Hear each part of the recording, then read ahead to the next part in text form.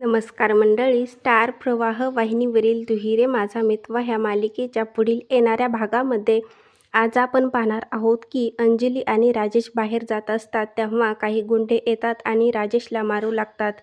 तेव्हा अंजली म्हणते की त्यांना मारू नका, मी तुम्हाला माझे सर्व दागिने काढून देते आणि अंजली सर्व दागिने काढून त्या गुंड्याला देते. तर इकडे आपण पाहतो की ईश्वरी अर्णवला म्हणत असते की मला माझ्या आईकडे जायचं आहे. तेव्हा अर्णव बोलतो की तुला बरं वाटत नाही आणि तुझी तब्येत जेव्हा चांगली होईल तेव्हा मी स्वतः तुला आईकडे सोडेल. तेव्हा ईश्वरी विचारामध्ये पडलेली असते. तर इकडे आपण पाहतो की राजेशने त्या गुंड्याला पैसे देऊन अंजलीचे दागिने जबरदस्तीने घेण्याची सांगितलेले असतात आणि राजेश स्वतःशी बोलतो की कमीत कमी 2-3 लाखाची सोय झाली.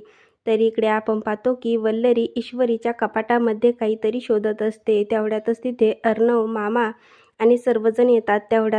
तेव्हा मामा वल्लरीला विचारतात की तू इथे काय करत आहेस. तेव्हा वल्लरी खूपच घाबरलेली असते. तर इकडे आपण पाहतो की राजेशच्या हातातून अंजलीचे दागिने खाली पडतात व तो अंजलीच्या पाहण्या अगोदर तो दागिने उचलतो व आपल्या खिशात घालतो. तेव्हा अंजली त्याच्याकडे आश्चर्यचकित होऊन पाहते. आता पुढील येणाऱ्या भागामध्ये राजेशचा खरा चेहरा अंजलीसमोर उघड होणार का, हे पाहणं खूपच मजेदार ठरणार आहे. दुहिरे माझा मितवा ह्या मालिकेचे नवनवीन अपडेट पाहण्यासाठी माझ्या चॅनलला लाईक करा, शेअर करा आणि सबस्क्राईब करायला विसरू नका.